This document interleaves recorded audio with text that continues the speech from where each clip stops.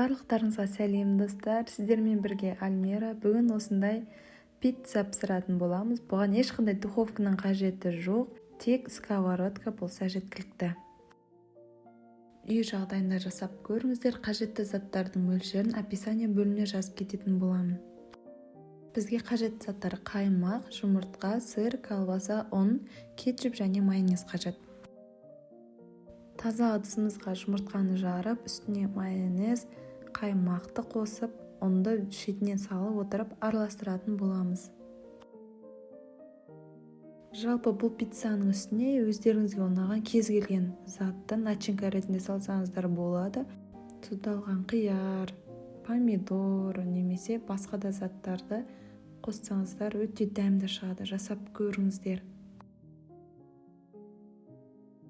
Мінекей біз енді ұнды қасықтап салып отырып, венчикпен араластырамыз.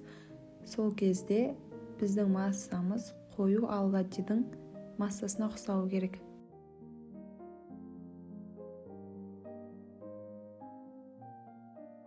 Менде барлығы 8 ас қасық ұн кетті. Сонымен біздің массамыз дайын болды.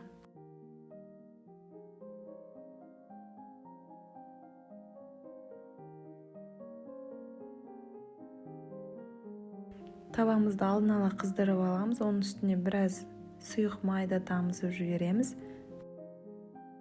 Үстіне массамызды бөліп салатын боламыз. Менде шамамен диаметрі кішкентай болғандықтан 2,5 ас қасық салып отырдым.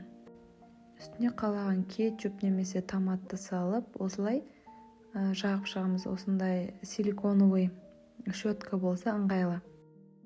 Үстіне қалған начинкамызды саламыз. Менде колбаса және бетіне сырды қойып, баяу отта 5-7 минуттың ішінде пісіп шықты. Бетін қақпақпен жауып қоямыз. Піскен піспеген білу үшін шетін жай ғана вилкамен көтеріп көрсеңіздер болады.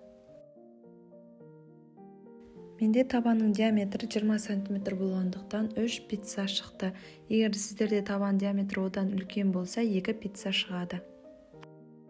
Жалпы пісу уақыты және де қалыңдығы ол сіздің табаныңызға және пешіңізге байланысты. Барынша баяу отта пісірсаңыздар асты күймейтін болады. Екіншісіне мен начинкаға крабовый палочка қостым. Дәмі ерекше шықты. Және үстіне жаңадай сырымызды сеуіп 5-7 минут күттік. Бұл пицца духовкада піскен пиццадан ешқандай айырмашылық жоқ.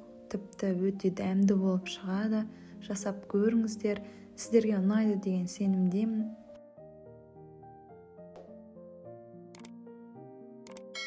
Егер де рецепт ұнаса, каналыма жазылып, тіркеліп, лайк басып кетуді ұмытпаңыздар. Ас болсын!